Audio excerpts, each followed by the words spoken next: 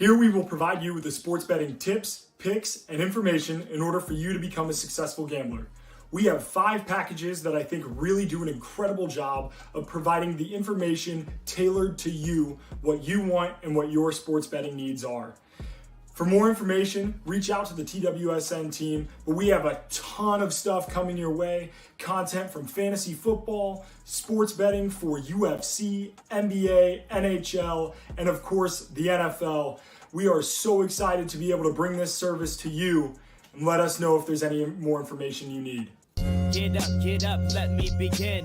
This is TWSN. You ain't heard about us yet, well you better know now because it's the place that it all goes down on.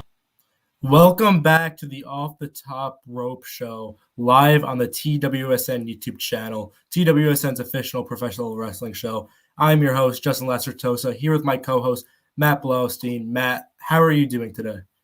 Doing great. It's been a hell of a week in professional wrestling, man. So I'm ready to discuss it all. Yeah, there's been a lot of news, a lot of releases, again, for WWE. Some AEW stuff mixed in there, but there's been a lot, and we're going to cover it all tonight. But before we do, please subscribe to the YouTube channel for more live shows like this. We have one for every single sport, every single day of the week. Follow the Instagram and Twitter, and download the mobile app. We have a lot of writers here, a team of over 60+. Always pumping out content on the daily. So go download the mobile app to find articles and subscribe, find more videos, find more podcasts. But let's just jump straight into it because this week in professional wrestling, we've had a lot of release slates where guys, 20, even sometimes 30 guys just get released on a rapid spree for, I'll do it in air quotes, budget cuts. But some of the names in this batch were very shocking, similar to the last few where Bray Wyatt, Braun Strowman, those guys were released. This time, some of the youngest stars, brightest stars in WWE have been released. So let's start at the top. I don't think this is the most notable one, but it's definitely up there. Karrion Kross and Scarlett, we could kind of talk about them together. Matt, you want to get us started on these two? Yes. Gosh. This is one that really... This feels like back in 2020, in the initial massive cut during COVID, a wrestler named Ethan Carter III, EC3, was cut from WWE, and people were shocked because what happened was he was a guy that WWE signed from Impact, from the independent scene, that seemed primed to be the type of guy that Vince McMahon really liked, the kind of guy that he wanted to strap a rocket to. Karrion Kross is a lot like that. It baffles me because the whole purpose of getting Kross is he's a bigger guy, he's muscular, he's not the best in the ring, but he has the intimidating look that Vince McMahon has loved for years. Guys that he would push for years, where he had the intimidating look, and he had a built-in valet and essentially a manager on Scarlett. So what happened was when they brought him up to the main roster, they decided to cut him immediately down by making him lose to Jeff Hardy by roll-up. And initially people were saying, oh, it's not a big deal. It just shows that, Kross needs to, figure himself out on the main roster. Like his ego is way too big. He didn't take being able to be rolling up into a potential here. The thing is that Karrion Kross is the undefeated NXT champion. And when you bring a guy up who has beaten every single main star in your developmental promotion, and you make him lose by roll-up, it makes that promotion look incredibly weak as a result. And then they continued to butcher Kross. They didn't have him with Scarlett. Apparently, Scarlett got 2 or 3 dark matches on Raws and SmackDowns where Vince McMahon reportedly did not like what she could do in the ring. But the thing is that she never wrestled in NXT. Her purpose was she was the valet and manager for Karrion Kross. And that was her whole thing. This is the best example I think I've seen recently. There are a few more arguments. Someone who's going to be talked about later in this list, Keithley, could also be an argument for that. But this is the best example recently of WWE squandering what they have. For me, I'm shocked because they bring Karrion Kross to the main roster. They have him instantly lose. They have him show some intensity, but there really wasn't a winner in that Jeff Hardy Karrion Kross feud. Then they have him adopt this weird gladiator persona where he has a really weird entrance attire, a helmet, doesn't go, the crowd doesn't like it. He's being mocked online. Then he starts this weird, almost Sean O'Hare-like character from 2005, 2006, where he's kind of mimicking the Natural Born Killers from like cinema history. The thing is that Karrion Kross is a guy who's maybe a 7 out of 10 on the mic, and he's maybe like above average in the ring, but he's the type of guy, he's the guy that you build around. Like, he is an intimidating face in a WWE where it's becoming more and more that there's smaller guys, and WWE is more intent on pitching bigger guys to have muscles, to have intimidating looks. It blows my mind how they could not capitalize on Karrion Kross. And honestly, I feel like I'm rambling here, but in the end, this is a guy who literally joined the company. Most people thought he didn't even need to go to NXT. Like, they thought he was ready to be on the main roster. They thought his ceiling was WWE champion. His floor was like Intercontinental USA title holder that was always in the upper mid card. And somehow they squandered all of it, even after building him up even more than he was on the independent scene in NXT and making him a name. Even though the NXT audience didn't really like him, the whole reasoning was, oh, he's going to get on the main roster, and this is really just to prepare him for the main roster. And, this is the type of guy that Vince likes. But, Vince had nothing for him. And I think the one thing this does, just to end things on Karrion Kross, like at least from my standpoint, is this basically just shows people who are looking to sign with WWE that, like, a guy who literally looked like he was the handpicked next big thing for WWE, who joined NXT, had the valet, had the manager, had good mic skills, had above average ring stuff, big guy, muscular. It showed that WWE, their creative just doesn't have a place anymore. And it just, in my eyes, it dissuades anyone who's trying to sign with WWE, because it makes them worry about what their position would be in a company where they'll hire you and then be like, nah, we're going to abandon everything about your character and change it on a whim, maybe minutes before the show. So, yeah. Yeah, this Karrion Kross release, although, again, Keithley was probably the biggest one, and we'll get to that later. This was definitely shocking because, you tackled it completely. This was a guy that was huge on the independent scene, and we've seen a lot of guys that in WWE, smaller wrestlers, more high flyers, guys that put on great matches. We've seen a lot of them flourish in NXT, but not really flourish on the main roster. A guy like Neville, now Pac. That's the perfect example. And even a guy like Sami Zayn, to an extent. Guys like that, the list keeps going. I would be here all day going over the guys that Vince McMahon has buried on the main roster. But Karrion Kross was a bigger guy, and he's a guy that Vince McMahon, he's the prototypical guy Vince McMahon would love. And I never expected Karrion Kross to be in the main card. Obviously, I think he's that caliber. In NXT showed that. But I never expected Vince McMahon to pull the trigger. I thought he would be another like Kevin Owens-esque guy, or AJ Styles, how he's been the past few years, just an upper mid-carder. And that's what I expected, and that's better than nothing for a guy of his caliber. But they just straight up release him, it was shocking. It was a bad move, because now this is another guy who might go to All Elite Wrestling. He could go back to Impact, which I'm not sure WWE really cares about him going to Impact, since Impact's kind of, I wouldn't say dead in the water, but they're not the competition they used to be. But, he's going to go to another top promotion, and he's going to make a name for himself, a name that he couldn't make in WWE. And as a whole, he was just a character in NXT that really appealed to a lot of people, and a lot of people across the internet really enjoyed his gimmick, his character, him and Scarlett as well. Scarlett, who was released. And it was shocking to see. And that whole Jeff Hardy thing, at the time, honestly, when he lost, I didn't hate it, because I thought it could lead into a feud with Kross and Hardy, where Kross just completely squashes him and that just builds him up. But that never happened. They missed it on that. And even so, he probably should have won that match. Probably should have just kept going up, beating guys like Hardy, upper mid-carders like that. Probably should have kept doing that until eventually, within a year or two, he gets to a main card team, because that's the caliber of guy he is. But clearly with WWE, they didn't really see that at all. But let's move on to the next guy. We've been kind of talking about him a little bit here and there. Keithley. This one is the most shocking to me.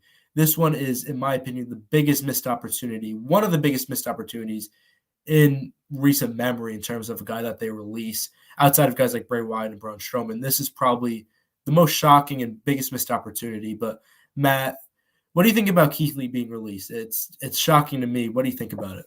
Yeah, I think the one thing for me, I don't think I've ever been angry like legitimately angry. Like, I can be annoyed that like, oh, WWE cut someone. Like when WWE cut EC3, I was kind of annoyed because I was like, there's so much potential there. But you know what?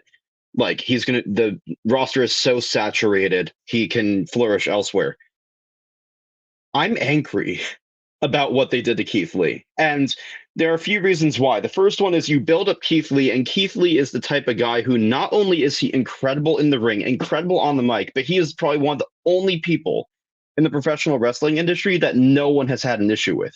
Like locker room leader, great at press conferences, has like almost a teddy bear vibe on social media. During the Black Lives Matter protests, during the speaking out movement, he was one of the guys who was central to that, making sure all the wrestlers felt comfortable, making sure everyone felt comfortable. He's the type of guy, he's a locker room leader. He's beloved behind the scenes. He literally struggled with COVID for 6 months. It just came out a month ago, 6 or 7 months, and he nearly died from COVID. And he comes back and, is he maybe not able to go like in the first month he's back as much as he did pre-COVID? Yeah, because he had a heart condition from COVID. Like he nearly died from COVID. The dude had severe heart issues, like which manifested into lung issues, and he's a big guy. He's like 300, like 320 or something like that.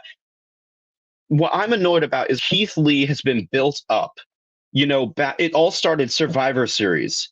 Back when he was the last person in Team NXT, and it was him versus Roman Reigns. It was an even fight, and Roman Reigns just beat him, but it took him like 2 or 3 spears to beat him. And he gave him a huge rub afterwards, a huge handshake, and that ended the show. You have a star in the making there. And, that hot shot him up the NXT card, obviously. He wins the North American title. He goes to the Royal Rumble. He comes out. For the first time ever, Brock Lesnar looks legitimately scared. Like, I don't think I remember a time before, like maybe his Undertaker matches, where Brock Lesnar looked legitimately afraid. Keithley is a massive human being who is agile, who is strong. Like, there is so much potential there. He had a great showing in the Royal Rumble. He was only eliminated because he and Braun Strowman were fighting each other and let Brock take out both of them. But, like, he wins the NXT title, the Great American Bash, becomes the NXT North American champion and the NXT champion, which, by the way, has never been done before in NXT.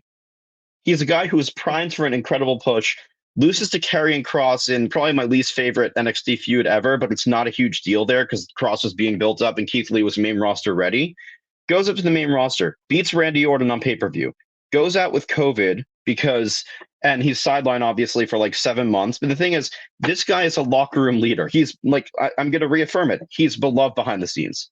Like this guy is legitimately like, this feels to me like you are cutting, see, before this week, I would say like Aaron Rodgers from the Packers, but I can't do that anymore. This feels to me like you're cutting like Peyton Manning from the Prime Colts. Like he is a locker room guy. The people love him. Everyone loves playing with him. Like everyone loves fighting him. Like he's great in the ring, and they cut him. And the thing is, he's 37 years old. Now, most wrestlers it's said that their primes are like 25 to 33. And Keith is a little bit over that. However, Keithley is the one person out of this entire list who it's almost a guarantee that he shows up in AEW. 90-day contract, like 90-day release agreement. He will be in AEW in 3 months. There's no question about it. Tony Khan alluded to it in a press conference.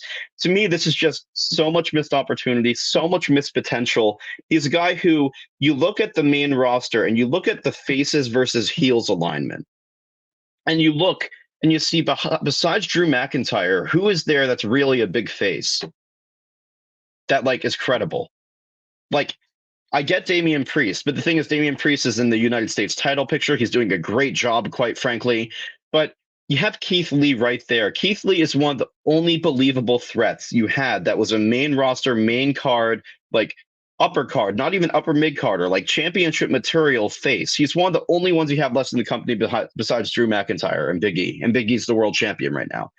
And not just that, but like, in a company who they were just priding themselves on, Big E was, I think he, Kofi, and Ron Simmons are the only 3 African-American world champions in WWE history. I'd say Booker T too, but he was world heavyweight champion and he was WCW champion.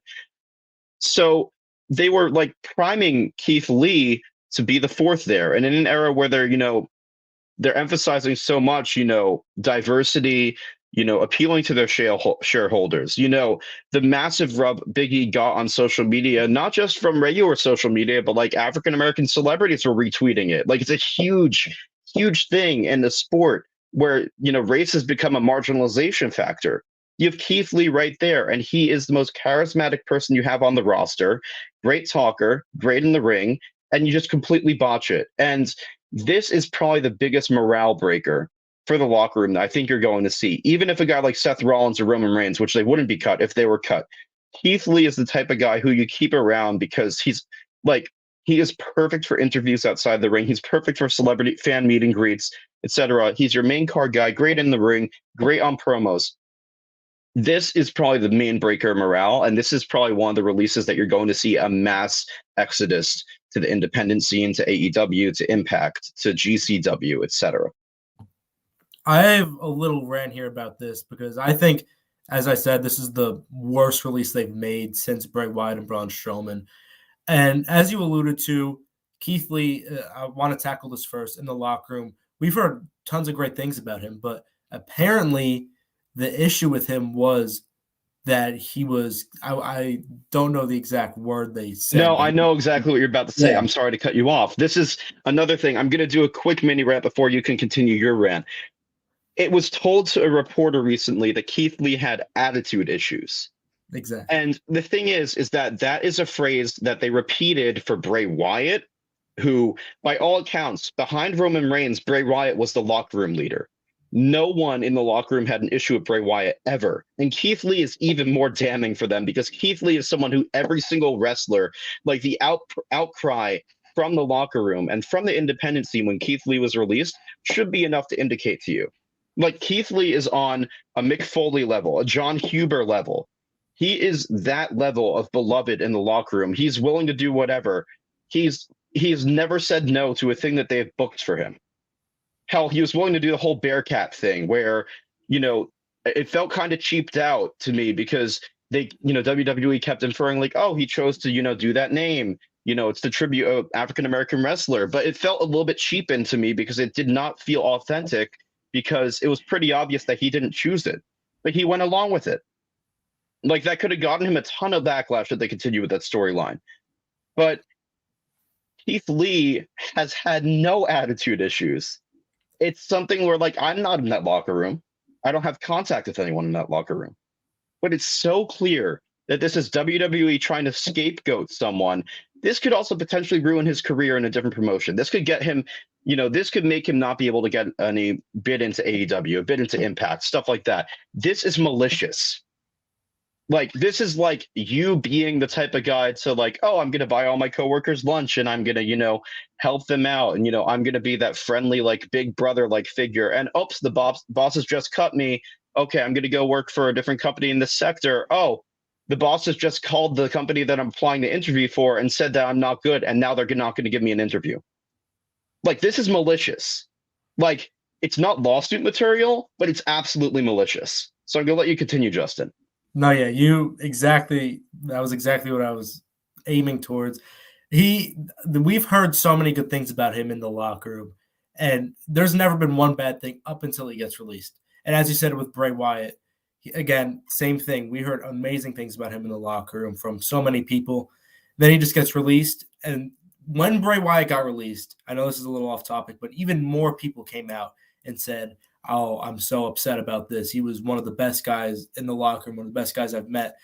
And then the reason was because of potential attitude issues. That just doesn't add up. And again, it's a scapegoat. But I'm going to segue into a different rant about Keith Lee because it's just, I feel like a lot of people say, oh, this guy from NXT should be a star. This guy should be. I feel like there's not enough spots on the roster for every single one to be a star. So I feel like people overblow that a little bit. But with Keith Lee, I saw legitimate hope for not only him being just a star, I think he could have been one of the faces of the company. I know he's 37, but he would still have another good, 5, 6, 7 years left in the tank, and he's just getting started. As you said, there's not many believable faces behind Drew McIntyre, who, I love Drew McIntyre, but I feel like with a lot of people, some people are just kind of getting sick of him to an extent. I feel like they needed someone else to come in and really attack that. And then they brought in Big E as WWE champion, who, I mean, I think he's done a pretty good job, but now people are turning on him. Keithley is really one of the only guys that could make a believable run as a face. I think he should have been the one to take down Roman Reigns as champion, but then they just release him. I mean, it's you could just build him up for a year, have him get a mid-card run, something like that. Maybe have him take down a guy like Goldberg, who that's not really a stand on Goldberg's record. It's just him beating someone with a high reputation, then going into a main card picture, winning one of the world titles.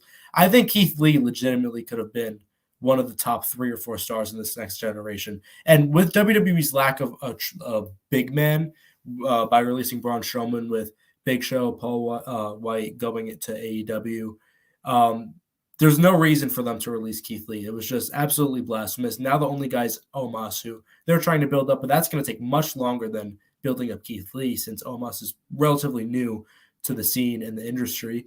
So I don't understand. Even if WWE didn't see him in the light I do as one of the Mount Rushmore guys for this next generation, at minimum, he's a solid contributor for the entire decade. So that just really made no sense. But I just have one last thing. Like, we're on the topic of Roman Reigns and like challengers, and after Keith Lee, who, besides Drew, who, you know, it's very obvious that that's going to be the next feud, but I don't think that's going to be more than a one pay-per-view feud because they already have fought before on pay-per-view. After Drew, who do you have? Like, you have Jeff Hardy. Yeah. Like, do they want to do another thing with Jeff Hardy? Like, I'm confused as to what they're trying to do, what their end goal is, because I love Roman Reigns. I love his character right now, but they're running out of credible people to push. Are they going to stick with the Brock Lesnar thing where they're going to, you know, not care about the audience and just keep the part-timer stuff just for the revenue? Like, is that what they're going to do? Because it genuinely confuses me, because if the end goal is WrestleMania 39, not 38, but 39 in Los Angeles with Roman versus The Rock, where they reportedly don't want to take the championship off him, who do they have left in the bag? Like, realistically, because, like, I know it's like a sidetrack rant because we have a lot more people to cover, but the thing is, I think it's something that warrants talking about, because you have Jeff Hardy. Jeff Hardy's not a credible person at this point. Jeff Hardy is past his prime. Like, he is great. Love Jeff Hardy, one of my favorite wrestlers of all time, but Jeff Hardy is not someone that you can be believable in a world title scene right now. You have Drew McIntyre, who has been oversaturated at this point in his push. The only person, like, you look at the roster, Kevin Owens is on Raw. Kevin Owens is leaving the company. In 3 months. I'm fully confident. Kevin Owens and Johnny Gargano, both of them are leaving the company. Like, so you can't even call up Johnny Gargano to do something, even though I know they'd call him up and they would probably instantly squander him because he's below their height that they want. Like, you look at this whole scene and it confounds me, because there is not going to be an original booking or an original match for the Roman character until WrestleMania 39. That's the way that things are playing out right now. It's upsetting, but it's the truth. Yeah, I want to touch on this topic as well quickly before we get into the other releases. I mean, there really is no one. We're going to talk about it later. Roman versus Woods seems to be the next feud, potentially after Survivor Series. And then I think they'll move towards Roman versus McIntyre, then Roman versus Lesnar, Hardy after that probably. But really after that, I mean, there's no one. No one. It's not like you can bring John Cena back for a Roman feud. And yeah. It's I mean, the other thing is too, what are they going for? Is it like what, Lesnar versus Reigns 3 or 4 at WrestleMania? Like, that's the only match that is conceivable for WrestleMania at this point. They had an opportunity with Keith Lee. They had an opportunity. It was natural. The booking was natural. He overcame COVID. He's overcame so much in his life. They literally did a WWE 24 on him. Like, it was such a natural feud, and they squandered it. And it hurts, and it makes me become even more disillusioned with this company. It probably makes the talent in the back a lot more wary of their position. It's probably gonna make a lot less people want to sign with this company. And like, it's really, I think the one thing that this is doing that WWE, I'm not sure if they might realize it, but if we look at the market right now on the professional wrestling market, WWE probably has a 75% share, and then AEW probably has a 20% share, and then the rest of the scene has like a 5%. With a release like Keith Lee, if you have talent who realize there is another place that is gaining credibility in AEW, they're starting to get attention from NFL stars. Stephon Diggs just wore his AEW cleats. It was featured on the NFL Instagram. Like, it is starting to become more mainstream. This is something that probably should sound alarm bells in any talent on the independent scene that is somewhat interested in working for WWE, saying there is an alternative that is not going to cut you out of nowhere. AEW has made 3 cuts in their entire 2.5-year history, or 3.5-year history. And they weren't even cuts. They were contracts running out. Tony Khan has come out and said the only time he's going to release someone is if there's like a scandal via sexual assault, harassment, etc. Or B, he will let their contract run out if they don't have a space for them on the card, but he won't cut them. They haven't had a single cut, not because of like a sexual assault issue, for example, like Jimmy Havoc. So it just blows my mind. It makes the professional wrestling market so much more interesting to see over the next few months as far as where people sign. Yeah, exactly. The free agent pool is probably bigger and better than it's ever been with Wyatt, with Strowman, now with Lee, Karrion Kross, and some of the other names we'll tackle. And I think we should get into a few right now. I mean, Kross and Keithley were definitely the 2 big ones, but let's get into some of the minor ones. And the one I want to touch on a little bit more than we probably should is Nia Jax. Not because I don't think this was a bad release by any means. A lot of people don't like Nia Jax. I never really thought she was an amazing worker. But the way they released her with Nia Jax asking for time away from the company due to mental reasons, and then her trying to get towards them, trying to their own employee trying to talk to them about it, they ignore her, and then they simply just release her. That's something that I have a problem with. I don't think they should handle it like that with all the mental health issues in the world right now. If anything, they should be advocating it. And even if they didn't want her on the roster, they shouldn't have done her like that. And I think that was just completely disrespectful. Even though I'm not the biggest Nia Jax fan, I don't think that was the right way to do it at all. What do you think about it, Matt? What do you think about this?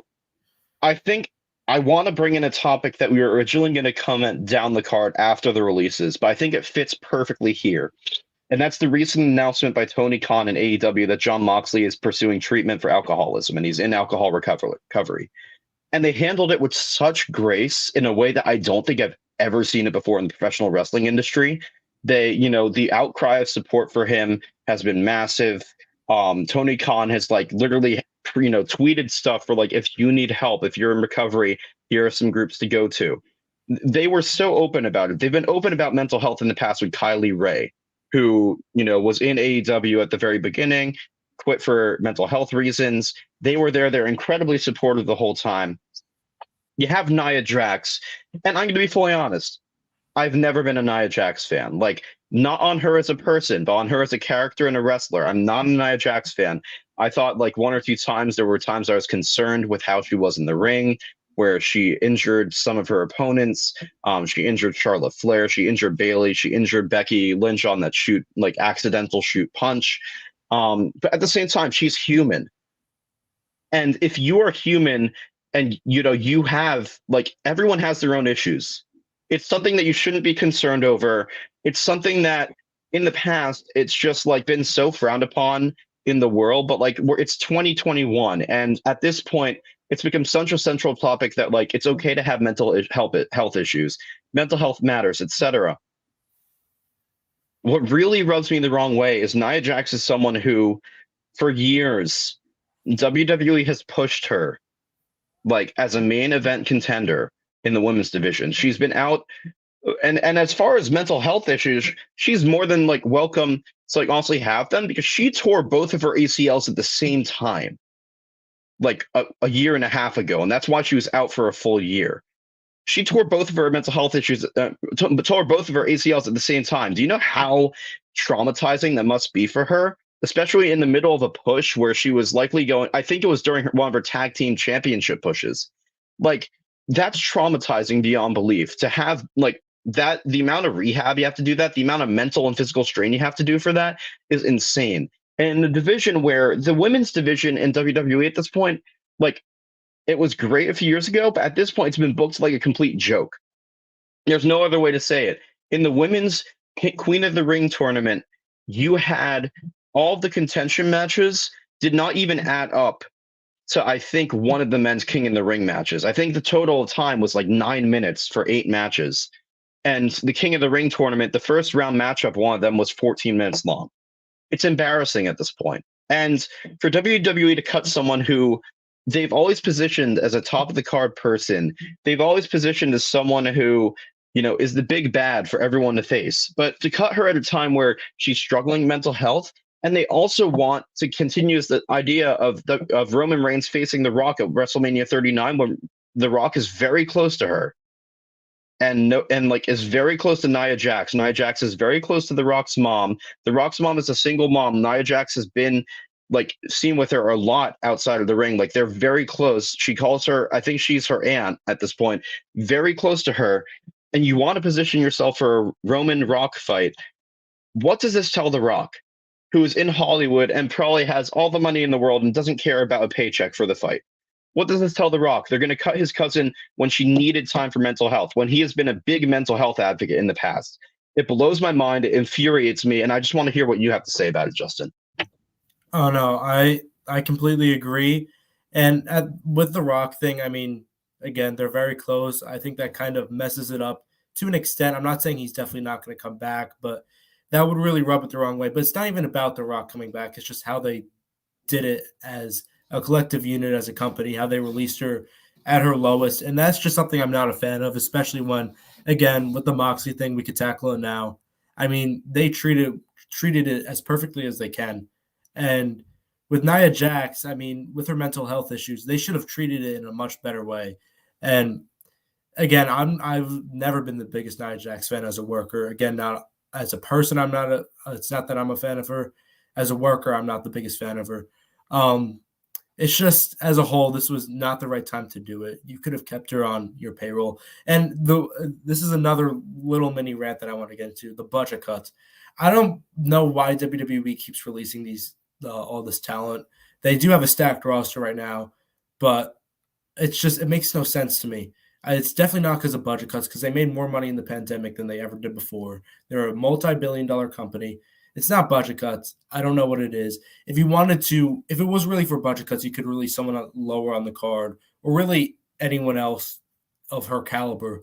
And as a whole, it's just, this was the wrong time, and there's really no words for it, considering this comes at the same time AEW is doing what they have to for Jon Moxley to get better. And it's a huge problem as a whole. And I'm not saying Vince McMahon or any of the higher ups in WWE are bad people. It's just a complete wrong way of doing it, and a complete lack of care in their workplace for their employees. So as a whole, it's really just unfathomable how wrong of a time this was and how bad it was.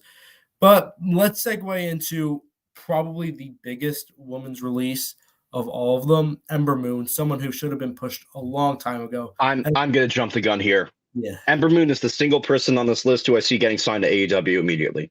I can be 90% sure about Keithley, but I'm 100% sure about Ember Moon.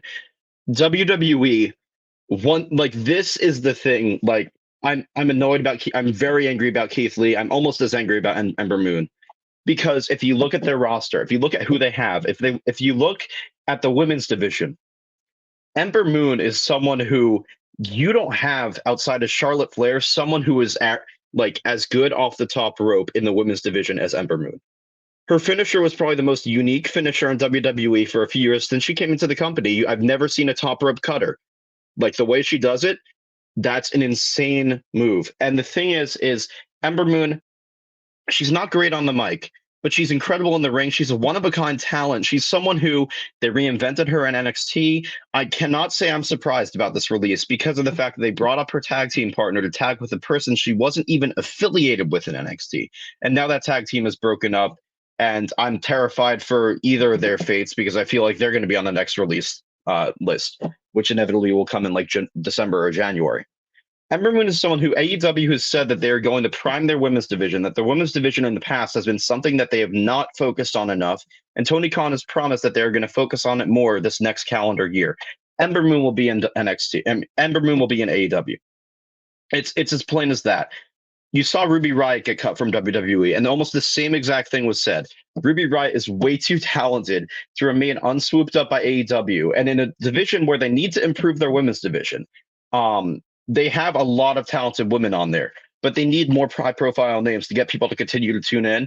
And Britt Baker is wonderful, but Britt Baker needs more high-profile face opponents to fight. She has Thunder Rosa. She has Ruby Soho.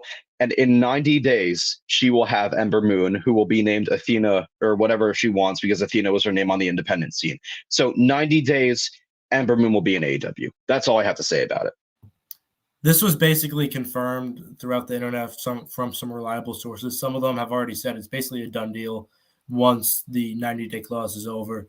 And as a whole, as you said, I won't go too in depth on this one because you tackled the nail on the head. But with a women's division it's top heavy, but towards the bottom there's no depth. It's just releasing one of the best talents in it. It's similar to Keithley, releasing one of your best talents when you don't really have anyone to challenge. I mean, with Charlotte Flair, outside of Sasha Banks, I don't really know what they're going to do with her. Same thing with Roman and Keithley. I mean, you could have had Ember Moon come in there, and she should have been pushed a while ago. As soon as she was brought into WWE, she should have had a bigger role. She never did, and I'm not shocked by this at all, but I'm angry because there was so much more potential for an Ember Moon push to elevate your women's division. Her, Liv Morgan, two people that deserved the push, never got it. Liv Morgan, I hope we don't see on one of these release lists soon. I don't think we will because I'm pretty sure she's getting in a program with Becky Lynch. But at the same time, it's a huge missed opportunity, especially for a shallow women's division. Well, let's talk about another woman. We don't really have to go too much in depth. Eva Marie, again, not a great wrestler, and I'm not really too mad about this one because she just returned. But at the same time, I'm not the biggest Eva Marie hater in the world because it's just someone that everyone hates, which I like a few of those people in the company because it's really just a good way to be a different type of heel, not a heel that's over, but a heel that no one likes. And I get why people don't like her as a worker, but I'm not happy she was released, but I'm not really mad at it either. Doesn't really make much of an impact to me. What do you think about this one? So I'm going to be fully honest. I'm not surprised about it. This is the least surprising one for me. The reason they brought back Eva Marie was to get a bit of a mainstream pop because she was on Big Brother. She's been featured on a few mainstream shows. She has a fan following now. As a person, she seems like the most wonderful person out of the ring. Everyone has described her as incredibly accommodating, incredibly great to the younger talent. She's never been great in the ring, but she seemed like the type of person who is very approachable backstage. The issue I have with this one is the next stream of cuts. You will see Piper Niven, who is currently named Dewdrop on the roster, which is a terrible name, a burial in itself. The next cut, you will see her out in WWE, and you will see her in either an AEW ring or an Impact ring 90 days after her release. I think they killed her character by having this thing. They didn't need to do the whole thing of, I'm fine with that name, so I'm going to keep it. Turn her back into Piper Niven. You just released Nia Jax, who is your only big woman on the roster. Piper Niven has no credibility anymore because of this whole storyline you did with her. And I would be very she is honestly if you have seen NXT UK before, you know how good she is in the ring. And you know how awful it is that they're how they are treating her right now. I would be very concerned if I was her, but I would be very happy about the fact that Impact would probably swoop me up instantly when I was released.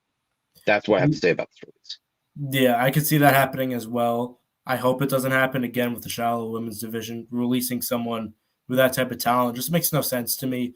But again, with Eva Marie, I'm not really too mad at it, but it's not something that I'm never really happy for a release unless it's someone that has been in some bad thing, been in bad lights before outside of the industry. So I'm not really happy about it, but I'm not mad at it either. Let's keep it going. BFAB. Do you want to tackle this one part of Hit Row? Because they just got called up. Yeah. This one actually is interesting. I've heard conflicting information. So whatever I say right now, I want it to be taken with a grain of salt. However, what I have heard is that she was not vaccinated, and they were kind of cutting anyone who wasn't vaccinated at this point with the new rule by the Biden administration that if you have over 100 employees, you will be fined $10,000 per employee on your payroll who is not vaccinated. So, or it might have been a fine larger than that. I'm not super surprised, but I am kind of sad. Hit Row is such a dynamic stable in NXT. at this rate, with her being cut, I'm scared that they're already ruined. The idea that they want to push Swerve and Ashante the Adonis as a tag team and put Top Dollar as the single star is a mistake. You have Top Dollar is not ready. He is green. You need to have him with Ashante the Adonis in such a sparsely populated tag team scene. They would be a great breath of fresh air. You need to have Swerve in the Intercontinental or even WWE Championship scene. But they're on SmackDown, so I only see Intercontinental in their future. But this has effectively killed Hit Row. This has effectively killed one of the most popular groups in NXT that was ready to do some great stuff on the main roster. Yeah, I don't really have much more to say because BFAB's only in the ring so many times. It's really disappointing. Yeah, it's definitely disappointing. And if those reports are true, then it's understandable why she was released. But at the same time, it's just a letdown because they were just called up. They have a lot of potential as a group. And as a whole, it's just really disappointing in that regard. But let's keep it going here. Let's just talk quickly about Grand Metalik and Lince Dorado. What do you think about this one? Yeah, so this one's interesting. Grand Metalik asked for his release quite a bit ago. I think the company stalled on it. They're still having Lucha House Party on Main Event and 205 Live occasionally. But eventually they released him. Grand Metalik is someone who his time in WWE does a disservice to him. Back during the original Cruiserweight Classic in 2016, he was in the final match against TJ Perkins. He lost that match, but he was the type of guy who he is one of the best luchadors in the world. He still is one of the best luchadors in the world. He's going to go straight to AAA or CMLL. Or I could even see him doing an overseas promotion like NJPW, New Japan. I don't think he's going to be the type of guy for AEW or Impact. It's going to be a foreign promotion. It's going to be in either Mexico or Japan. But he is incredible. There's nothing else to say about him. He's incredible. I'm very excited to see what he could do out of WWE, especially since there really was not a place for him on the roster because it was so oversaturated. I'll just talk about Lince Dorado because they're kind of a package thing. I love Lince. I loved him ever since the Cruiserweight Classic. Of that group of him, Kalisto, and Grand Metalik, in my eyes, he was the best talker. He's the best one on the mic. He's also someone who I don't see going to one of the main promotions. But I do see him going to something like GCW, since he has history in the smaller independent scene. I see him at GCW. I see him at PWG. I don't see him maybe in Impact. I don't really see him in AEW, but he's great. One of the best shooting star presses in the business, type of underdog face that you want. So I just really wish the both of them the best in their future endeavors, and I'm very excited to see what they do next. Yeah, and as you said, these are two amazing wrestlers, and in a tag team, I mean, I never expected really either of them to fit into the WWE mold. That's not me saying anything bad about their talent. They're obviously some of the best talents in the world, but in WWE, I don't think it's the right mold or the right fit at all. And I'm not surprised by this one either. They never really worked as a tag team under Vince McMahon's booking and management. They're going to do way more outside of WWE, so I'm excited to see that. But Matt, who were some other releases that you really want to talk about? Because we went through most of them, but guys like people like Frankie Monet. Yeah, I'm going to start on Frankie Monet. I said Ember Moon was instantly to AEW. Frankie Monet is instantly to Impact. Frankie Monet, more known as Taya Valkyrie, on the independent scene, was one of the best independent women's wrestlers of the past few years. When she was signed to NXT, people were very excited because she has a combination of mic skills and of character work and of in-ring skills that you don't really see often. And also another thing that baffles me is you have a natural storyline where Miz and Morrison are on the main roster before they broke up or are doing whatever their weird tension thing has been over the last bit. Taya Valkyrie is John Morrison's, real life wife. They were a package deal together in Impact and Lucha Underground. They were booked together. The fact that they didn't bring her up and have her go straight up, not even into NXT, people were talking about her as someone who was even more main roster ready than Karrion Kross coming in. Like, she was ready. That division was not populated enough. She's someone who should have been an instant contender. This is baffling. She seems incredibly angry about it on Twitter. There are a lot of false promises, she said, that were made to her. John Morrison does not sound happy either. And judging by the way he's being booked right now, I see John Morrison out the door right after her, or asking for his release as soon as possible, seeing how his wife was treated. I see Frankie Monet going back to Taya Valkyrie and being in Impact. Maybe in AEW, but I see both her and John Morrison going to Impact. So yeah, it's just really disappointing once again. Yeah, and even with that, with John Morrison as well, they've completely missed his booking. And he came back to really be involved in some big storylines, but he's really just been the Miz's sidekick to an extent. Now that the Miz is gone, they've failed to do anything with him. I never expected him to come back and be world champion, but I expected him to have a bigger role, and that just clearly hasn't happened. This is the second time in a row they've messed him up, and it's really baffling to see. But Matt, before we move on to the other topics, quickly, what are some other releases that you want to tackle on? What are some other things you want to talk about from this? Yeah, I'll run through a few of them. So I'm going to start off with Oni Lorcan. Oni Lorcan is a former NXT Tag Team Champion, not one time, but 2 time. He was part of Pat McAfee's stable, and Pat McAfee came in. He was part of the War Games match, which was, in my mind, probably my favorite War Games match of all time. He is someone who, it feels a lot on par. I'm not really sure how to explain this, but it feels like when Bobby Fish was released, where he's someone who he's not going to be your main eventer, but he's a very good guy to have in the back because he is incredible in the ring, and he is a really good brawler, a really good bruiser, very technical in the ring, has, in my mind, the second best uppercut in all professional wrestling right now besides Cesaro. He's going to go to GCW, in my mind, which is one of the independents that is picking up a lot of traction right now. He's going to GCW. It's going to fit his personality so well. He's a bruiser. He's a grappler. He's someone who he's already indicated interest about starting a wrestling school, and he is going to do that. I'm going to go on to a few other names. I'm going to do very quickly on Katrina Cortez. This is one where it's kind of unfortunate. They brought her in when she was, I believe, 18. The first Chilean, not just women's wrestler, but wrestler in WWE, like signed full-time to WWE, brought her in to be Sin Cara's female counterpart during his feud with Andrade and Zelina Vega. She had maybe 2 matches on TV, was brought down to NXT, and hasn't been seen since.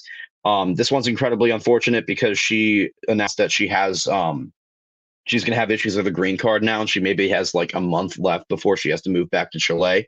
So she's going to have to abandon all her stuff in America, and her way of life is going to be absolutely shifted. This is one that really rubs me the wrong way, and will probably rub any international talent wanting to sign with WWE the wrong way, because WWE didn't even do the due diligence to warn her because of her green card. I'm going to move on to Jeet Rama. Not a lot to talk about here. During the Indian, was it called the Superstar Spectacle last year? It was in the Performance Center. It was with a bunch of Indian talent. I think it was. Okay. He faced AJ Styles.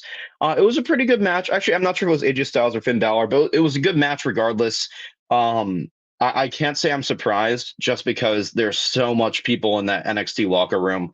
It's so oversaturated at this point. I think he will go back to India. He will probably be one of the bigger stars there. I could see him also going to maybe a small promotion like Impact, if Impact wants to take a chance on him, because he has a lot of appeal for the Indian audience, which is one of the biggest audiences for professional wrestling. And the last one, this one I actually want to take a little bit of time on. I know we have other stuff to talk about, but Mia Yim. And Mia Yim is someone who, she's going to AEW. Wherever Keithley goes, she's going Keithley, because Keithley and her are engaged. They've been dating for, I think, 3 years now. They're very devoted to one another. If Keith Lee was released and she wasn't, I would have expected her to quit on the spot and ask for her release. I'm not entirely unconvinced that that's not what happened. She is incredible. They gave her no chance at all bringing her up with the Retribution gimmick. They didn't give her an opportunity even after Retribution was disbanded. She is one of the only women I've ever seen do a 450 splash. Another woman off the top rope in a wrestling scene that is getting less focused on the big guys and more focused on the people who are able to do cool stuff from the top ropes. And in the words of, some WWE guys, flippy stuff. She's incredible. She'll be in AEW or wherever Keith Lee ends up. 90 days. Count on it. 90 days, she will show up whether Keithley shows up. So, Yeah, and really with these releases, we tackled all the notable ones, I believe. And we're probably going to have another slate anytime within the next few months with some big guys that get released, some big names that we don't expect at all. We could see outside of a few untouchables with like McIntyre, Reigns, Rollins, we could see like anyone really get released, and I would not be surprised. I think there are a few people who I'm very worried for right now. I'm worried for Zelina Vega. And like Zelina Vega is someone who she'll go to Impact if she's released, but I'm worried for Zelina Vega because they've been so flip-floppy with the women's division. Same for Doudrop, same for Liv Morgan. As far as the men's division goes, it's very clear that Kevin Owens wants out of the company, and with him, I'd expect Sami Zayn to want to go. I would expect Finn Balor to potentially think about his position on the card because they had him do a world title match, and then they haven't done anything with him since. I'd be worried about Finn Balor. I'd also be worried about Johnny Gargano, who is going to be in the Adam Cole vein, someone who I don't think will ever go to the main roster. He wants to leave ASAP. He will go to AEW. I expect Candice LeRae to leave with him, even though she's on maternity leave right now. So you're going to see a lot more releases coming up, and it's going to be like an everyday thing. I am very confused as to what they're doing right now. People have speculated a potential sale to Disney or to NBC Universal. But it's very confusing what's happening right now. So yeah, none of it makes sense. Obviously, this is not because of budget cuts. There's some underlying reason. But that's a completely different topic for a different day. And there are a lot of guys like Balor. Balor I expect to be gone. Owens I think is a guarantee to be gone. But let's quickly just dive into the Survivor Series match that was announced. We don't really have to go in depth with this because, I mean, really every year it's just a bunch, like 5 random combination of guys in a match to see which brand wins, and no one really cares about what brand they're on. In this match, it's just something to build storylines, to connect some heels and faces together. So just going over the teams quickly, for the Monday Night Raw side, we have Seth Rollins, Finn Balor, Kevin Owens, Rey Mysterio, and Dominic Mysterio. SmackDown side, Drew McIntyre, Jeff Hardy, King Woods, Sami Zayn, and Baron Corbin. I want to stop you there so we can just talk about the men's and the women's and slates. Just because I'm looking at it right now. I'm going to be fully honest. I'm so disillusioned at this point with WWE that I did not check the Survivor Series teams, especially since I had seen on social media that they were incredibly underwhelming and they were announced via social media. So this is the first I'm seeing of them. And initially at looking at them, I can see no less than 3 people who might be out of the company in a few months, with Balor, with KO, and with Zayn. And I look at the rest of it, and it's confusing because all these guys were on the different brands. Most of these guys were not even on the brand they were on right now in like 2 weeks ago. It's confusing, and it's taken all the hype out of Survivor Series for me. You have guys like Ricochet tweeting, "Where's the qualifying match?" Which just indicates to me that Ricochet is going to be on his way out too at this point. Because, definitely. I mean, I think he's already on his way out. I think he's someone who's going to go to either AEW or Impact and flourish there. But I'm looking at this list, and there's no interest for me. This might be the first year where I don't fully watch Survivor Series and I don't sit down and fully invest in it, just because there's no story behind it. Rollins and the Mysterios, can they coexist? King Woods and people, Jeff Hardy and Corbin, can they coexist? McIntyre and the bad guys on his team, can they coexist? It's all about the whole can they coexist thing, when no one cares. No one cares. The creative hasn't given us a reason to care. There's no reason. We look at it. We look at who they have. There's no reason for any of us to care. I look at, there's no interest for me. Balor and KO on the same team, can they coexist? The answer is yes, because they haven't feuded since NXT. Rollins and KO on the same team. Rollins, everyone hates Rollins. This is an issue. There's no investment here. The only thing I see that is a potential, that is probably going to be the likely conclusion, which I would be okay with, is if King Woods is either the last man standing, or it comes down to Rollins and King Woods, and Rollins uses dirty tactics to pin King Woods, which would further the Rollins and Big E storyline. That's the only way that this is going to play out. It's so incredibly obvious that this is what creative is doing, and it's really disappointing. Yeah, I won't even tackle it because this is nothing that I really care about, nothing that really matters outside of that Rollins and Woods thing. But speaking of Woods, I think we could get into the King Woods and Roman Reigns thing. And I just want to go on a bit of a tangent here. So if you watch SmackDown the past 2 weeks, it's kind of clear that I feel like the next guy they're building to be Roman's challenger is King Woods.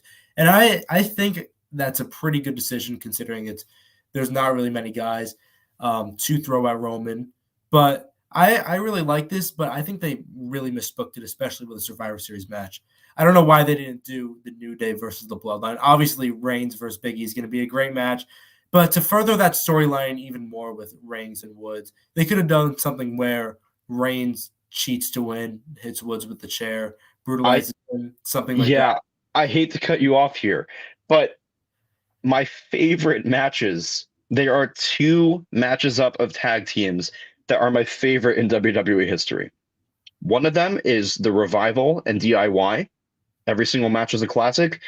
The other one, my favorite matchup in history, New Day versus the Usos. It's baffling.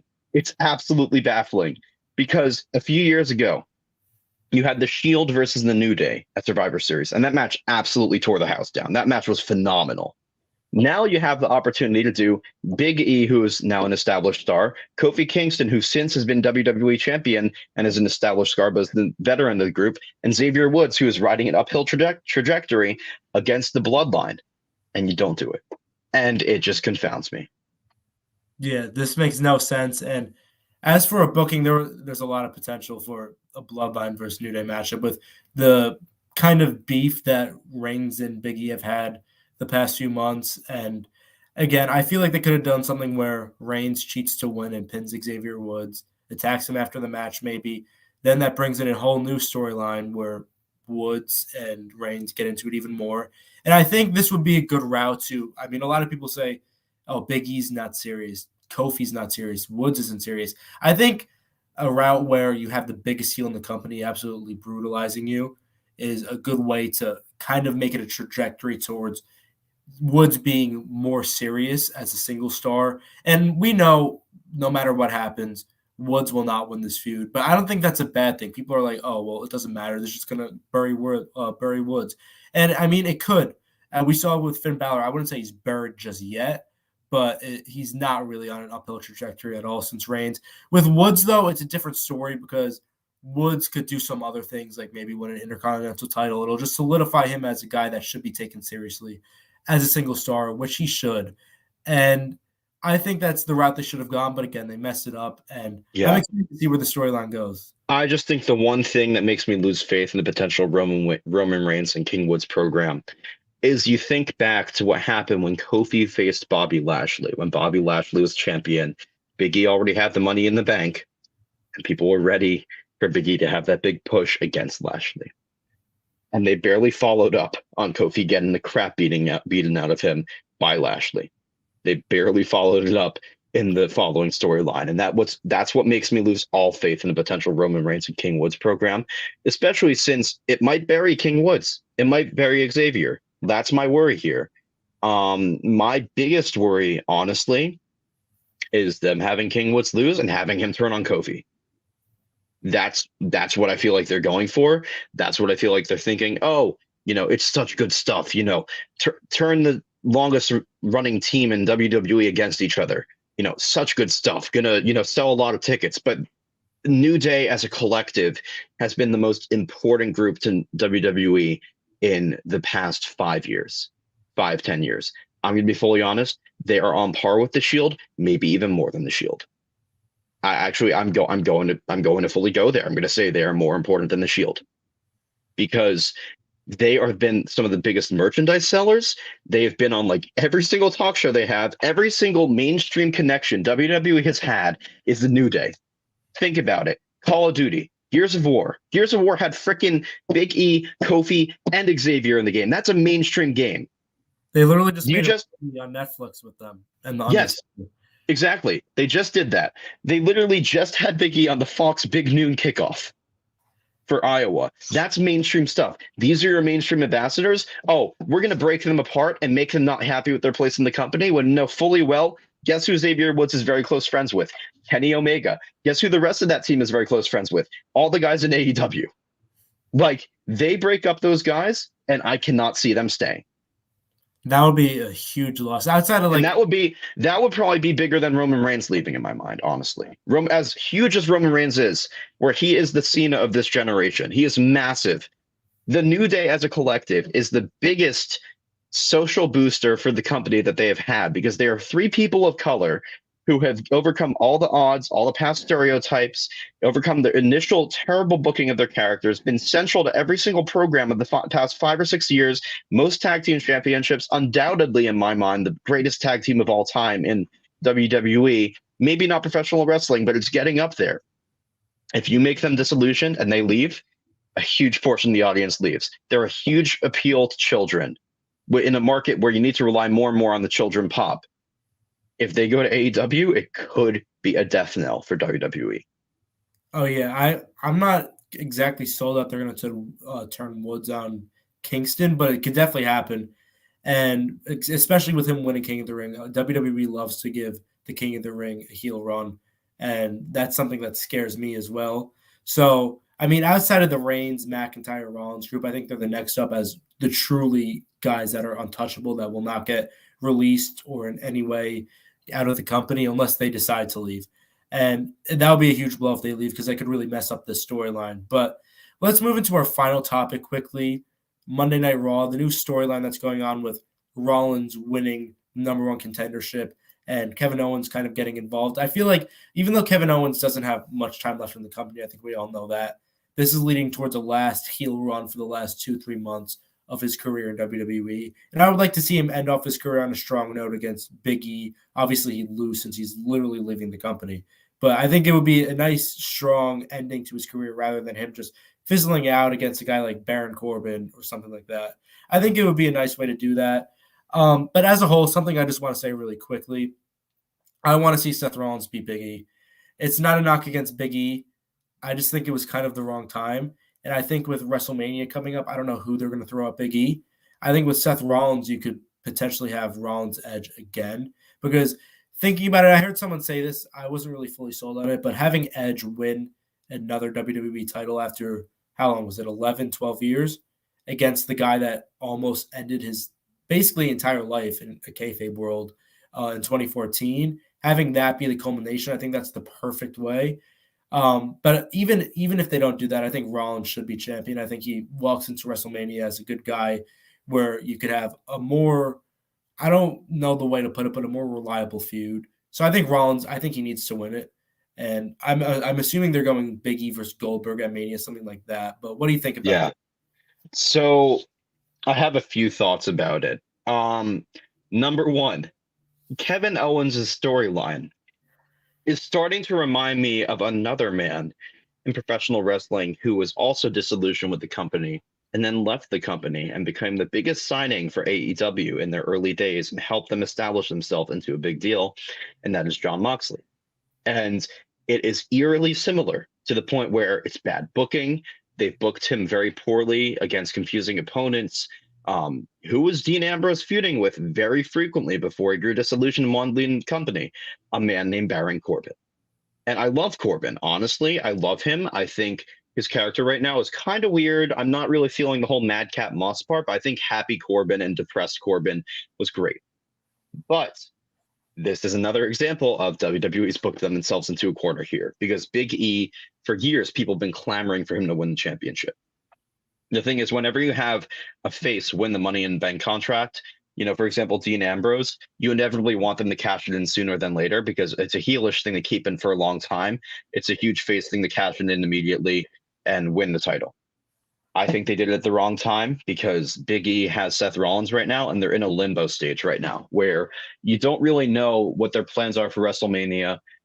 Big E has been very open about the fact that his favorite wrestler of all time is Bill Goldberg. So it would be a dream match for him. And honestly, as much as I don't want to see Goldberg in the ring again, if it makes Big E happy, more than happy to see it. And I don't want it to be for the title, though. But if we think about it again, who does Seth Rollins have to challenge himself? Like, who is going to challenge Seth Rollins? Where is that face? His name is Keithley, and you just released him. There is no one for Seth Rollins to face. I look down to NXT. They're not going to bring up Tommaso Ciampa. Tommaso Ciampa doesn't want to come up to the main roster. Braun Breaker, is that a possibility? I mean, I love the kid. I think he's great. He's 23 years old. He's a future star of wrestling. But at this point, it worries me seeing every single thing that's going on in WWE. They've booked themselves into a corner. I also want Rollins to win because I think it was the wrong time to crown Big E. But that's going to book themselves into a corner because you're going to have the outcry from the fans saying, like, you just gave him such a bad push and such a bad title program after, like, God knows how long of being in the company and being wanted for that main title picture. There's only one person, conceivably, that I see Seth Rollins facing at WrestleMania, because if Seth Rollins wins this, he's keeping it till WrestleMania because he's the most credible guy on the roster besides Roman Reigns, and that man is Damien Priest. Judging by how they're booking him up, I'd love to see it. I think Damien Priest is incredibly underrated. I think he's amazing. I love the fact that he is a big man who is so agile, so good on the mic, has a character. People love him. He's a huge representative for the Latino market. He's Puerto Rican. They've emphasized this in the past. They did a tour to Puerto Rico, and he got one of the biggest pops I've ever seen. You can look at it online on YouTube. It's crazy. Damien Priest is the only credible guy they have against Seth Rollins right now. Damien Priest is U.S. champion. I don't know what they're doing. They've booked themselves into a corner. They have no one on the upper card scene because they just got rid of it in this release cut. Do you want to know what I just thought of? I forgot to mention. But last night I was thinking, what if Rollins wins? That's the way I believe it should happen. I would love to see him face Edge again. But a way I would like them to book it potentially is Finn Balor winning the Royal Rumble, because I think that kind of makes it full circle. Balor beat Rollins at SummerSlam to become the first Universal Champion. Then he gets injured, and ever since then he's been trying to find his way back. I think that's a full circle booking, and then you could have Balor finally have that long run as champion. And I think throughout that, you could kind of have – I've really seen in Balor, you could potentially have a title run similar to – I mean, maybe not as long as, but similar to a CM Punk reign, where he starts out as a face and then he turns to heel, because he's not going to be really main eventing many pay-per-views as champion. I'm sorry, that's not going to happen. Maybe he could get pissed off about that, or something that turns him off makes him turn heel. And then he has a heel run as champion, and then he finally drops it after 8 to 10 months as champion. I think that would be a great way to do it, and that would tie it in full circle with Rollins. Here's the thing. I'm already looking towards the Royal Rumble because it's just over 2 months away. And the fact that there are only 4 credible winners at this point, and 2 of them suck beyond belief. Who are those 4? Sucks. So the obvious one is Finn Balor. I think Finn Balor I think you're right. I think that's what they'll angle towards.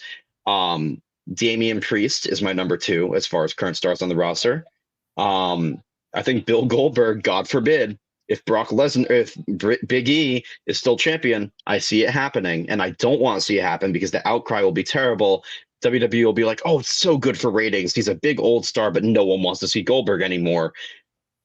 But sadly, my most likely winner is Brock Lesnar. And it sucks because Brock Lesnar, I love him. I think he's one of my favorite wrestlers of all time. I think his current character is great, but it's once again a part-timer winning a match that can be really used to push an up-and-comer when you've cut all of your big up-and-coming stars or you've nullified them via creative. So the fact that there are really only 4 conceivable winners, it's 2 months away, but I don't expect it to change, sucks. Yeah, it's really bad, and I don't see them giving it to Priest right away. I know they're high on him, but I think they're going to wait another half a year or so with him because they have bigger plans. Obviously, Lesnar versus Reigns is the way they're probably going. Maybe if Lesnar versus Reigns isn't the way, you throw a McIntyre, so that could be another guy. But as a whole, it's a lot. I mean, I'm not against part-timers or veterans winning a Royal Rumble. Like Edge last year, I thought that was a great decision. But a guy like Brock Lesnar, who doesn't really need the Rumble win, I feel like Edge needed it more in a sense where he just came off a really bad injury, career-ending, then wins the Rumble. That ties in a storyline. Lesnar does not need this whatsoever. I think that would be a really dumb booking decision. I think it should be Balor at this point. But we'll see about that. Yeah. Can I just ask something before we inevitably wrap up? Because I was just thinking about it. The fact that I had to look up who the current Intercontinental Champion is really pathetic. And I love Nakamura. I think he's great. I was partially shocked to see that he's still with the company because they haven't used him at all. This is another example of you have this guy right here. You can use him. Do I ever think Nakamura is going to be the main title picture again? No. But because he's older, he's like 45 right now. But I do think that he's a great hand to have. But the fact that I think the fact that I had to look up who the Intercontinental Champion is right now should basically show you the state of creative at WWE right now. The fact that I had no idea who their secondary champion was really just is glaring on the fact that creative does not know what they're doing right now, and they have no plans for anyone. And they're in a state where, honestly, I think they're just coasting off of the Saudi Arabian money at this point and the big deep TV deal with Fox, and they're probably gearing up for a sale. This is the biggest indicator to me, the fact that I did not even know who their champion was because they haven't featured him consistently on TV. Exactly. And I feel like the only reason Nakamura is still in the company is to collect that last paycheck before he retires. I think that's the only reason. Same maybe with AJ Styles as well. And as a whole, I mean, if you didn't really watch SmackDown, you would not know it's Nakamura. And even I watch SmackDown a good amount, but I still have trouble thinking who's the Intercontinental Champion. And that's supposed to be, I mean, I know the mid-card titles aren't the world titles, but you should still have some level of prestige. I mean, when The Miz was Intercontinental Champion. Yeah, I was gonna talk about that. The 2016, 2017, or actually no, maybe even 2016 to 2018. As weird as it sounds, the main title in the company was the Intercontinental Championship. You had The Miz. You had the incredible feud with Dolph Ziggler, which was one of my favorite feuds of all time, probably the best feud of that whole year. They trade the title back and forth, which is fine because it was great. Seth Rollins wins it. Monday Night Rollins has incredible defenses against all these guys. This is a title. This is your workhorse title. This is the type of people who you have Sami Zayn in the picture. You have Kevin Owens in the picture. Kevin Owens is a great former Intercontinental Champion. All these guys who've been in the Intercontinental title picture. And the fact that I had to look up who was the workhorse champion of this company should say a lot. They are relying on old hype, and they are not developing any young talent, and it is confounding, and it is why this company is just really worrying me. I don't actively root for a company to fail. I'll never do that, but it's just worrying me. Yeah, and luckily, one of the only young talents that they've actually managed to develop properly is the other mid-card champion, Damien Priest. So luckily, we have that as a mid-card champion, and hopefully they do something with this Intercontinental championship. I think Sami Zayn's gone soon, but I think they could have a Miz-esque run with Sami Zayn as champion. I don't know why they dropped the ball on him as champion so quickly, and I assume Nakamura is going to lose it anytime soon at this point. Yeah, I think Sami Zayn's current gimmick is gold. I loved his old underdog gimmick, but this is one of the best gimmicks I've ever seen. The whole conspiracy theorist thing. I think it's so relevant to today's society. I don't know why they continually drop the ball on him, especially since there's old history between him and Nakamura because they're in that weird artist collective stable together. So I'm confounded. I think to sum up this whole podcast episode, I think you and I are both in the same point. We're both in the same standpoint. We're just really confounded at this point. We don't know what they're trying to do. They're booking themselves into a corner. They're relying on old talent when old talent these days are more intent on giving rubs to younger wrestlers, and they're not letting them do that. They're booking guys over. I think the biggest indicator of what was starting to be the fall of WWE in the mind of they're relying on old hype was a few years ago when at Super Showdown, The Fiend lost to Goldberg. And I think ever since then, it's just really disillusioned a lot of fans. They're always going to have that pop from children. But I think anyone above that, the fact that the 18 to 49 demographic has shifted to AEW is very glaring. Even on Rampage, which is Friday night and supposed to be their secondary show, they're performing better than SmackDown. So, one more thing I want to add before we end this off. You said it was when Goldberg beat The Fiend. I think it was when Goldberg beat Kevin Owens, actually, because you had such a golden, beautiful storyline with Owens. Yes. I'm thankful you brought that up. I agree. That should have been the main event of WrestleMania, Owens versus Jericho. That was one of the best long-term storylines we've seen in WWE. And we never really see that because they always drop the ball on it. But that was perfect. And then they drop it, give it to Goldberg so you could make a money match with Lesnar and Goldberg. Give them the United States title just so you have the title. This might be a hot take, but I'm not sure how hot of a take it is. Festival of Friendship is the single best segment, not just on WWE television, but on all of wrestling television in the decade of 2010 to 2020. I think it is the best segment that has ever happened. It was the best storyline I've seen WWE do in God knows how long. And they dropped the ball on it a few weeks later. The fact that they dropped the ball, and actually, I think it was the pay-per-view after that. I think right after they split, that was when Goldberg squashed Owens because Jericho came out at the beginning of the match. They dropped the ball so massively on that. And that's what just makes like viewers not want to tune in. Because every single character they build up, they can drop the ball on them instantly. Yeah, and even with that feud, I mean, if you had the main event WrestleMania or even fight at WrestleMania for that title, you could either have Owens win and continue a run as this young up-and-coming champion, or have Jericho win on this last run as champion. Because in the 2010s around, that's when he started to lose a lot of matches, just give younger talent the edge. But then he could have won it again, had that last run before he goes off to AEW. They booked themselves into a corner there, and they've booked themselves into even more corners in 2021. So it's rough to see. I wonder how Monday Night Raw is going to be doing right now. It's currently going on. So that's where we'll cap off the show. So I hope you guys enjoyed the second episode of Off the Top Rope. We had a lot of news to cover today with all the releases and some of the new storylines that are being built after the draft. Before we leave, please make sure to follow TWSN on Instagram and Twitter, daily recaps of all sports, all games, and make sure to subscribe to the YouTube channel if you like basketball, football, MMA, fighting, things like that. Any sport you could think of, we have it here, live shows every single day. Download the mobile app to access all of our articles and content, and that's going to do it. We'll see you next Monday. Peace. Get up, let me begin. This is TWSN. You ain't heard about us yet.